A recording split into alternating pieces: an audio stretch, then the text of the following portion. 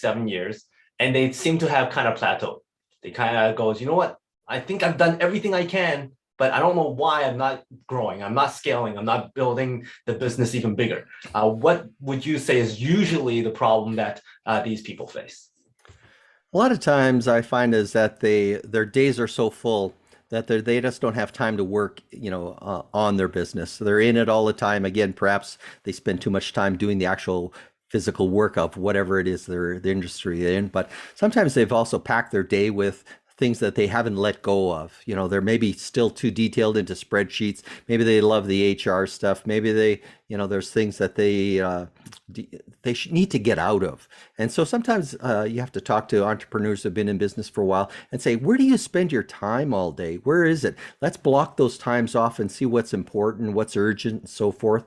To try to determine, is there some chunk of time we can move off to someone else? Is there a virtual assistant that can do it? Another person in your company, hire another person to get that time available for you to think about growing your business. You've kind of packed so much time into all the other stuff.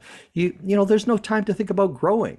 So we got to carve out that time. And typically that's an objective person like a coach who can come in and say, really, Fong, you spend way too much time on this or that. Why don't we could carve that out of your plate.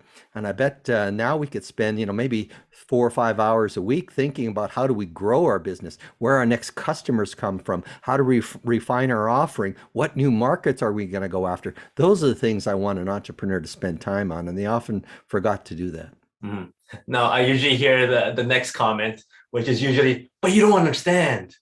I'm the only one who could do this stuff. I'm the only one who knows everything that has to go on with my business. I can't just delegate that out. So what would you like for these people who are so stuck in their own little rut here? Yeah. What's that first step? Do you tell them, hey, why don't you just try delegating this little piece first, and then maybe try this VA first? Like, how do you get them to step out of that comfort zone? Well, the first thing that we go back to that strategic plan about where they want to go and why they want to go there. So Fong, if it's really important for you to get to this level of income or this amount of freedom, or is that for sure where you want to go? And if you get there, why is it important? What does it look like? What does it feel like? So you get that emotional attachment.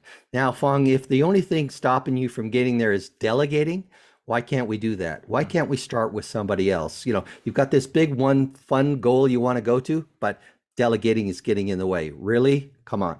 Let's find somebody. There's got to be some people out there. Maybe we have to go and trade a few people, find some new ones or train them or so forth. Let's make somebody or find somebody that can take part of their stuff off your plate. Let's not have such a big ego to think that there's no one can do what you do. Maybe not as good, but boy, if they did it 80% of the level you do, I'm sure that'll be fine and we can move forward. So let's move with a little step forward. Yeah, sometimes that's one of the biggest challenges that people have, is just to step outside and have that person come in and go, you know what, this is what you need to do, and here are pros and cons if you don't do it, kind of thing. And it's the whole importance of coaching and mentoring and having that outside influence. Now,